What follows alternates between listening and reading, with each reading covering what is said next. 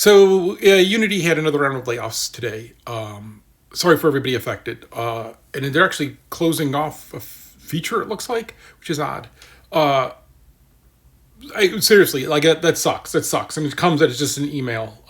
But I kind of have a question on people about Unity. So, and then John Riccatello, Jr. Will come up in this question, kind of. But so one of the things that Unity had going for it for a really long time was its connection to the community. They had built up a lot of trust. And one reason that happened was kind of an oddity, was how they grew was often, if they wanted to hire a really smart engineer, they just opened an office there, wherever that engineer was. And so all through Europe, there was little Unity offices. And then it started that way in the United States. It's not exactly that way, but that's kind of how it happened. It's very organic, very much like solving problems, hiring smart people, often from the community, and then being part of that community so that you had a local office there. And then they grew and consolidated. And some of that happened, even before they went public. I remember, like, when we first used to walk into their office, there was like 6 people in their office. Hey, Kevin.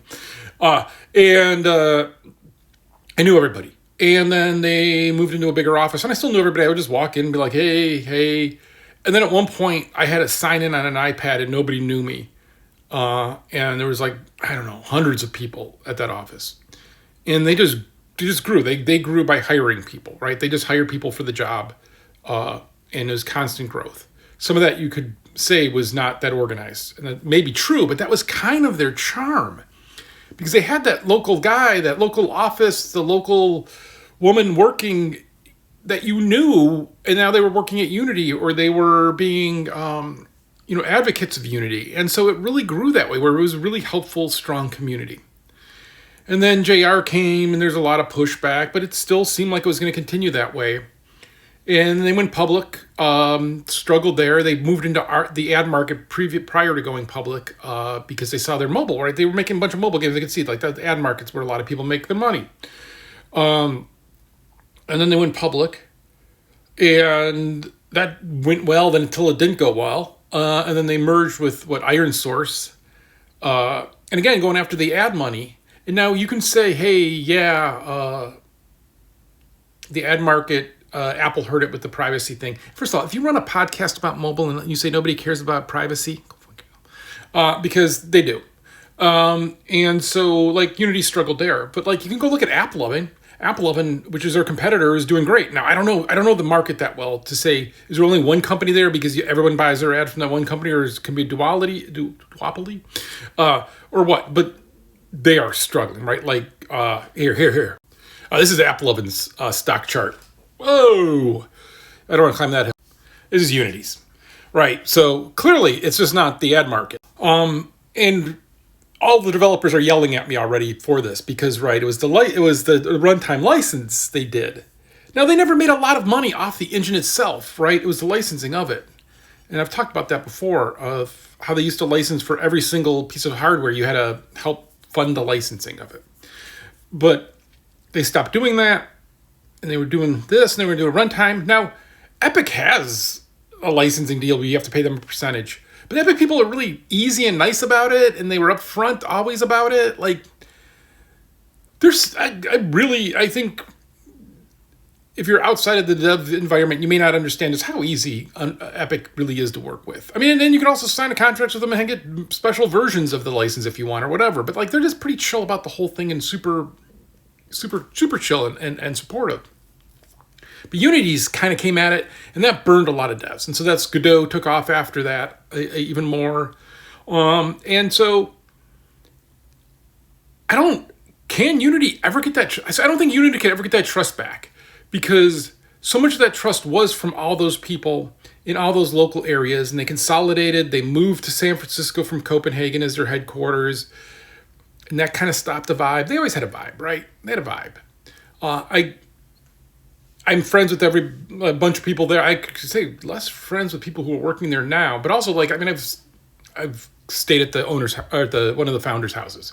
Like, they're super nice people. I really appreciate them.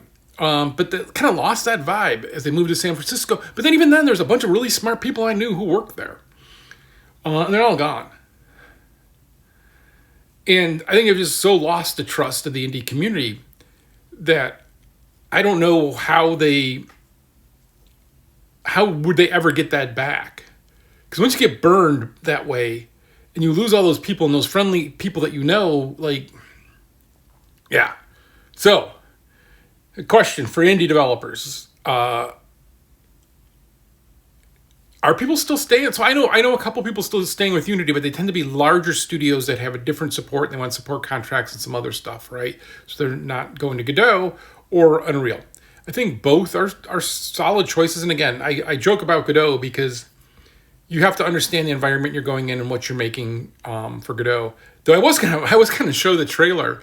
They did their 2024 a year in Godot. And it's you watch the trailer and then say, is this like a Godot game or not? I once sat next to one of the founders of Unity during the Unity Awards, and every game that came up, I just said, "Oh, that looks like a Unity game." That joke never got old for me. I'm an asshole.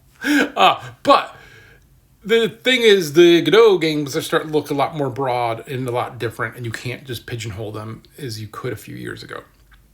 There's still some things if you want to go cross-platform and all that, and we'll get into that. And it doesn't have as extensive as a store and a marketplace that helps a lot of devs now. So I like Unreal. I'm not going to go learn something new at this point in my life. Unreal was my last big thing to go learn. But Godot's a fine choice as well, right? But is anyone still, like, any new devs going, hey, Unity? Because that's what it needs, new devs to do that. Are people doing that? Are people scared of it? Are people worried about it? Do people still think, hey, no, the core things, everything's working really well there. We still really like it. It's our engine. We're not worried about this. This is fine. I mean, some of this is, as I described like 30 minutes ago, in this ramble, they hired a lot of people.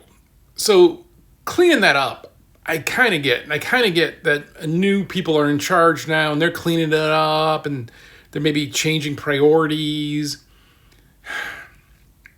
I know. It's also weird. All the news sites are like, the 5 a.m. email. Yeah, because 5 a.m. on the West Coast is 8 a.m. in the East Coast. And if they want to inform everybody and they start their day that they're going to lose their job at the end of the day, you send that at 5 a.m. But that said, you also actually talk to them, not just send an email. That's something. Because when you just send an email, man, that just says something to the rest of the people there. Yeah, I'm bummed. I hate to see this happen because, I mean, seriously, 5 years ago, like, I personally gave the VR demo to so many high up people at Unity, and work with them. I'm the one who came up with the idea of giving away all the dev kits to their first VR event that they had in LA. Because I like the company. We also gave them to Epic to give away as well. That was my brainchild. But like, I really, really liked them, and I liked working with them. And this is just bumming me out to see this again. I mean, this isn't the end. This is more layoffs. But I don't know.